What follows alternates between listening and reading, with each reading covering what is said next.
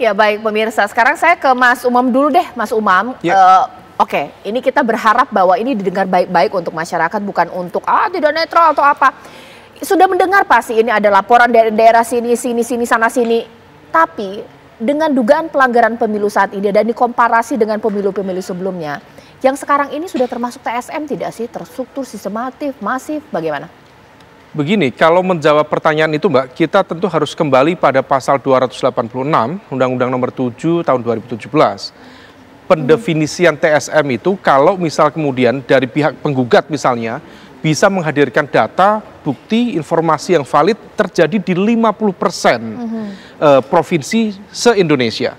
Dan tentu untuk menghadirkan data dengan angka yang 50% itu tentu tidak mudah. Dan ini menjadi tantangan tersendiri. Oleh karena itu kemudian bisa dipahami misalnya seorang Pak Mahfud misalnya, kemudian justru tidak ikut-ikut mengambil jarak dengan positioning dari capresnya sendiri Mas Ganjar. Nah maka kalau misal kemudian memang tidak mudah untuk menghadirkan bukti-bukti terstruktur, sistematis dan masif, maka kemudian muncul sebuah ide baru. Karena memang pembuktian dalam konteks sengketa pemilu di Mahkamah Konstitusi itu tidak mudah, maka kemudian dibawa dalam konteks politik. Meskipun kita paham betul, dalam konteks Mahkamah Konstitusi itu konteksnya sengketa kepemiluan. Adapun di konteks angket yang mau diinvestigasi oleh teman-teman di partai-partai baik kubu 01 maupun kubu 03 adalah mencermati, menginvestigasi dalam konteks ini adalah keterlibatan pemerintahan. Dalam lebih detailnya adalah peran dari Pak Jokowi sebagai presiden dalam konteks upaya untuk menyukseskan atau menggunakan kekuasaan dan lain sebagainya. Nah, ini menjadi tidak clear. Jadi sebenarnya angket itu yang ingin disasar apa? Apakah kinerja KPU, ataukah kinerja Bawaslu, ataukah kinerja DKPP, ataukah sebenarnya the main target itu adalah kredibilitas dari pemerintahan Pak Jokowi itu sendiri. Nah ini yang kemudian perlu dipisah secara lebih clear, sehingga kemudian kita bisa paham. Kalau misal kemudian targetnya adalah menghadirkan let's say 2 putaran, kalau melihat dari gapnya itu terlalu jauh. Nah maka kemudian tampaknya yang bisa dilakukan oleh teman-teman di sini adalah melakukan evaluasi terhadap keterlibatan dalam konteks ini dugaan pemerintah, meskipun tentu juga tidak mudah. Nah oleh karena itu, tapi sekali lagi rasa-rasanya terjadi fragmentasi cukup serius. Kalau misal Nasdem tadi Pak Surya Paloh kemarin sudah bertemu ya, lalu di layar kedua kita lihat betul statement dari Pak Ahmad Ali dengan statement dari Sekjen Pak Hermawi Taslim itu sangat berbeda. Pak Ahmad Ali itu seolah kemudian mengatakan say no pada angket. Pak Hermawi Taslim, Sekjen, mengatakan oke, tapi kemudian lihat dulu PDIP seperti apa. Problemnya juga Mas Ganjar mengusulkan, tapi sepertinya mesin PDIP masih belum hidup sampai sekarang juga. Mas Burhan, ini mengingat konsentrasi dari riset Mas Burhan ini kan mengenai vote buying, bahkan juga money politik dalam pemilu, itulah cacat-cacatnya pemilu di Indonesia. Tapi dengan kondisi sekarang itu memangkah ada mengarahkan sebuah pengarahan kekuatan memenangkan satu paslon, ataukah ini kesalahan administrasi, kesalahan-kesalahan minor yang ranahnya itu bukan politik tapi hukum? Seperti apa Mas Burhan? Iya, kalau kita lihat dari pelanggaran atau dugaan kecurangan di hari H sepertinya sulit ya untuk membuktikan unsur TSM. Karena kita tahu di hari H itu kan bagian atau rangkaian dari sekian banyak proses pemilu. Jadi proses pemilu kan bukan hanya di hari H. Kalau berdasarkan hari H, ya kita tahu seperti yang ditemukan oleh quick count atau kawan-kawan yang menjadi saksi di TPS itu terlalu sedikit ya kecurangan yang dipersoalkan. Kalau kita lihat argumen dari Mas Ganjar atau Mas Anies, kan argumennya kan sebelum hari H mereka tarik terutama pada saat MK memutuskan untuk mengabulkan putusan nomor 90 yang kemudian memberi tiket konstitusional buat Mas Gibran. Kemudian dikaitkan dengan pelanggaran etik yang diarahkan kepada ketua KPU dan kemudian ketidakpercayaan terhadap Bawaslu. Jadi rangkaiannya itu bukan hanya di hari H. Dan kalau ditanyakan soal beberapa argumen mereka, misalnya soal bansos ya.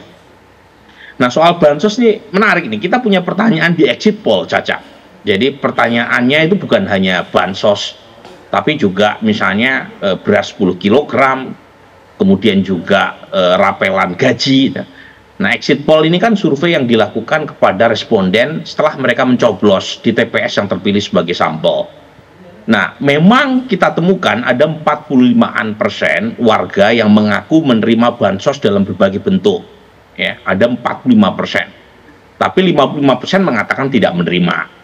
Nah, pertanyaannya, bagaimana perilaku pemilih warga yang terima bansos dengan yang tidak? Karena mereka yang menerima bansos pun ada yang mengaku masih menerima bansos, tetapi lebih dari separuh mengaku mereka sudah tidak terima bansos lagi. Nah, kita perlu bandingkan nih, kalau betul bansos itu punya efek secara elektoral, seharusnya mereka yang menerima bansos itu dukungan elektoral kepada paslon 02 itu jauh lebih besar kan. Nah, ternyata kita temukan pola bahwa efek bansos itu tidak sebesar yang diduga banyak orang.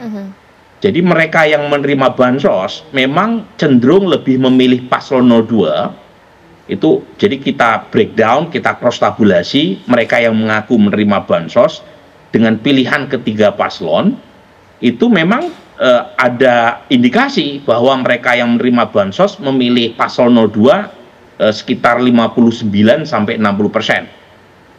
Kalau masih menerima bansos, elektabilitas paslon 02 60%. Tetapi overall yang pernah terima bansos 59%. Tetapi yang tidak terima bansos, baseline-nya 55% dan 55% tadi, di antara mereka yang tidak terima bansos, 02 juga menang telak. Ya, memang elektabilitas 02 sedikit lebih rendah dibanding yang terima bansos, sekitar 56%. Jadi kalau misalnya selisih sekitar 6%-an itu dianggap efek bansos, pertanyaannya secara statistik signifikan atau tidak perbedaan elektabilitas paslon 02 bagi yang terima bansos atau yang tidak terima bansos. Nah, secara sederhana tidak signifikan bedanya, tetapi saya tidak ingin mengambil kesimpulan terburu-buru apakah betul bansos efeknya kecil ataukah ada fungsi intermediasi. Nah, ini agak istilah teknis sedikit ya. Jadi jangan-jangan bukan soal bansosnya per se. Jadi bansos punya efek positif meningkatkan kepuasan terhadap Presiden Jokowi, dan kepuasan terhadap Presiden Jokowi tadi punya korelasi positif dan signifikan terhadap pilihan responden kepada paslon 02. Nah, mungkin itu yang lebih meyakinkan secara statistik. Sebab kalau misalnya kita langsung cross tabulasi terima bansos atau tidak dengan pilihan 02, itu efeknya kecil 3%. Jadi menurut saya bansos menjadi intermediasi yang menjelaskan mengapa kepuasan terhadap Presiden Jokowi tinggi, dan itu memberi semacam karpet merah bagi elektabilitas paslon 02. Tetapi lagi-lagi memang ini persoalan yang sangat pelik ya, Caca, karena ya pemerintah punya argumen teknokratik sebenarnya. Karena kan ada El Nino, ada keterlambatan panen, dan kemudian menyebabkan produksi beras merosot drastis. Dan kalau misalnya masyarakat tidak dibantu, maka masyarakat akan kesulitan untuk membeli beras, terutama kelas menengah bawah. Jadi ada argumen teknokratik yang kemudian bercampur baur dengan argumen politis. Nah, ini yang menurut saya menjadi isu ya, berkaitan dengan apa yang diklaim sebagai kecurangan sistematik itu. Meskipun lagi-lagi seperti Mas Umam bilang, tidak mudah menjelaskan argumen TSM tadi di saat kemenangan paslon 02 itu terlalu jauh ya. Jadi bayangkan suara paslon 01 dan 03 digabung ya, suara Ganjar dan Anies digabung itu selisihnya masih 16%. Jadi jauh sekali. Jadi kalau misalnya mau dibuktikan, taruhlah misalnya sekian persen, itu belum tentu bisa mengubah hasil secara signifikan. Oke, tapi sebenarnya kalau misalnya melihat dari masyarakat melihat ini, Mas Umam, kalaulah kemungkinan kita, kalau hitung-hitungan aja ya nggak mungkin lah, digabung pun juga nggak akan mungkin kemudian bisa memenangkan paslon lain selain 02 unggul secara suara, baik survei bahkan juga quick count. Tapi kalau misalnya kita mengatakan ya sudahlah nggak usah hak angket, ada tidak sih opini dari masyarakat? apakah tidak melihat bahwa satu pelanggaran juga sebenarnya harus diperhatikan? Ini termasuk hak masyarakat yang kemudian dianulir ketika pemilu yang harusnya jurdil, bagaimana? Tentu kalau misal konteks aspirasi publik ya harus kita uji, tentu lewat survei. Kalau misal kemudian kita cermati, meskipun di saat yang sama, tentu dari kalangan masyarakat sipil, gerakan civil society yang memiliki concern, terutama kalau misal kemudian ditarik tadi Mas Burhan menjelaskan dalam konteks kebijakan bansos, meskipun juga di saat yang sama, kebijakan itu sebenarnya juga atas persetujuan hampir semua fraksi yang ada di DPR. Sehingga kalau misal kemudian mempertanyakan itu, sebenarnya juga tudingan balik. Kemarin ngapain saja terkait dengan perumusan kebijakan bansos itu. Betul. Nah, kemudian adapun yang kemudian barangkali perlu dijelaskan dan juga barangkali perlu diinvestigasi oleh teman-teman di 01, 02, tampaknya mereka, maaf 03, tampaknya mereka akan jauh melampau di dalam konteks skema penyiapan infrastruktur pemenangan yang seolah kemudian menggunakan otoritas kekuasaan di Kemendagri, terutama ketika kemudian bagaimana pilkada digeser, ada delay atau disbursement misalnya, kemudian di situ ada penjabat kepala daerah dan jumlahnya cukup signifikan.